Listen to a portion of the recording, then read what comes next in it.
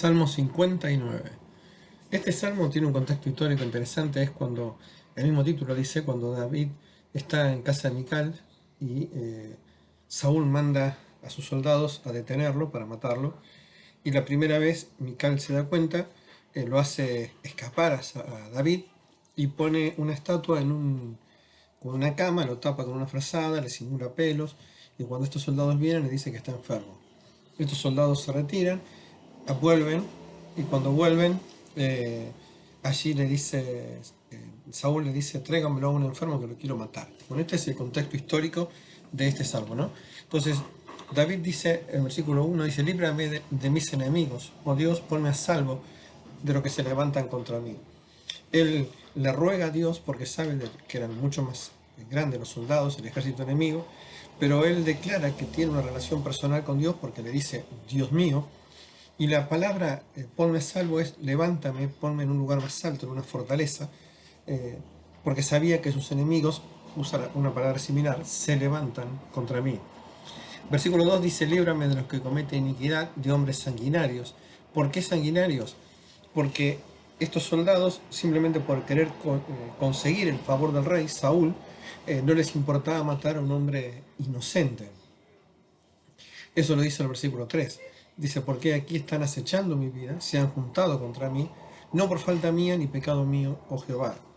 David no está diciendo que era perfecto, lo que dice que en esta causa, puntualmente, él era inocente, simplemente Dios lo había ungido y Saúl lo sabía y quería eliminarlo para evitar que reine él en su lugar.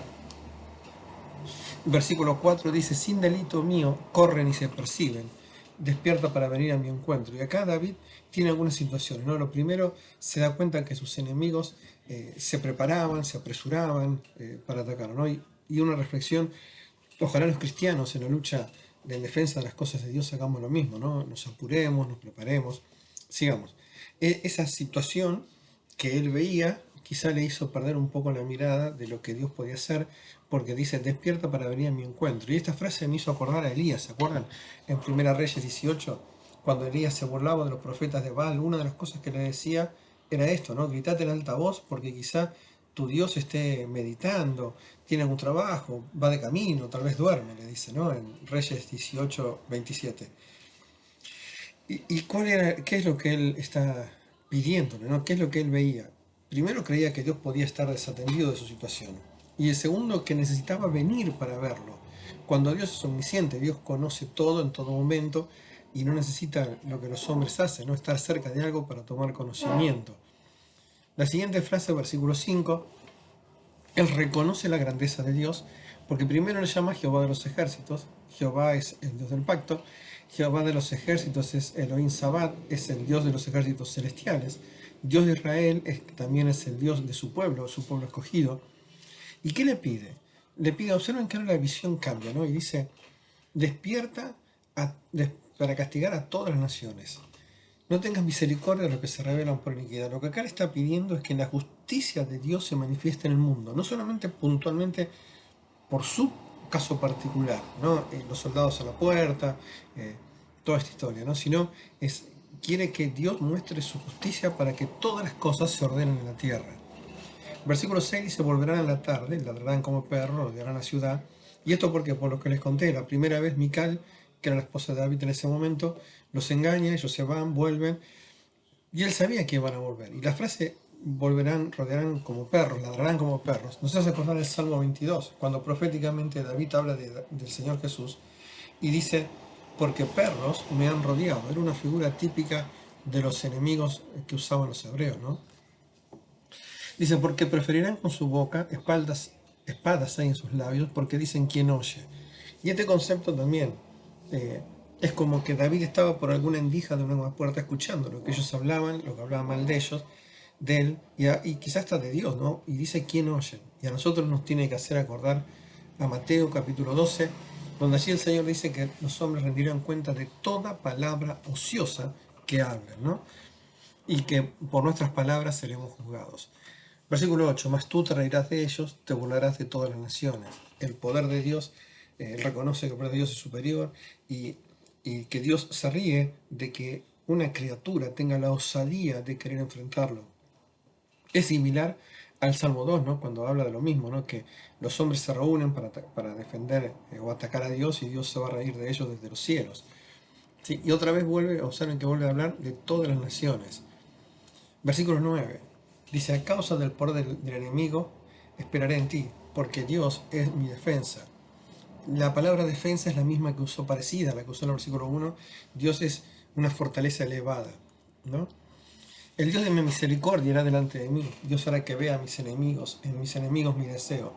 Ahora está hablando ya de que la misericordia de Dios se la propia, es particular, y eso hace que Dios lo guíe y camine delante de él, y él va a ver el triunfo de sus enemigos. Versículo 11 dice, no los mates para que mi pueblo olvide. Esta frase también es interesante, ¿no? Porque acá lo que está diciendo es, si los matas, esta historia se olvida; si los dispersas, ellos van a seguir continuando y la enseñanza se va a multiplicar para el pueblo de que Dios es poderoso, de que Dios puede ayudar y que realmente Dios, como dice al final, es el escudo nuestro, ¿no? Y otra vez nuestro para todo el pueblo. Después habla de la soberbia de la boca de los enemigos. Básicamente lo que está diciendo en la frase hermosa, dice, sean ellos presos su soberbia. Es lo que sabemos más adelante, que el pecado también lastima y agrede al pecador. La soberbia también destruye a aquel que la tiene. Versículo 13 dice, acábalos con tu furor, acábalos para que no vean, no sean, y sepa que Dios gobierna a Jacob hasta los fines de la tierra. Y otra vez acá el concepto es igual, ¿no? Acá parecería contradecir lo que dijo antes, ¿no? No los mates.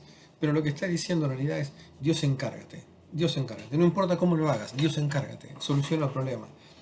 Y que tu justicia sea reivindicada, y que, o sea, observe, sépase que Dios gobierna, y que esto se publique en todo el mundo.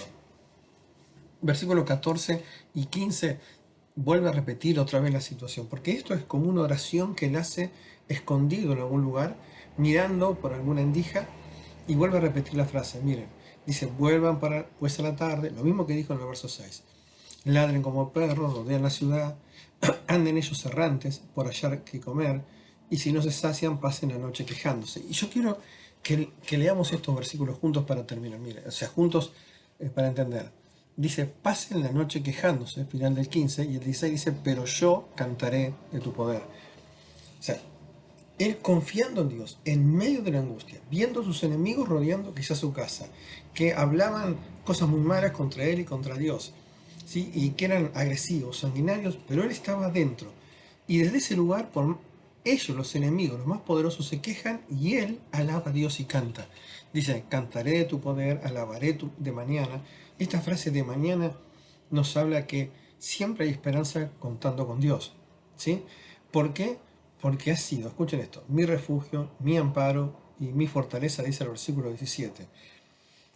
La seguridad de él no estaba en la casa, en el escondite, no, estaba en el Dios poderoso. Por eso termina diciendo este salmo, fortaleza mía, a ti cantaré, porque eres el Dios de mi refugio, eres el Dios de mi misericordia.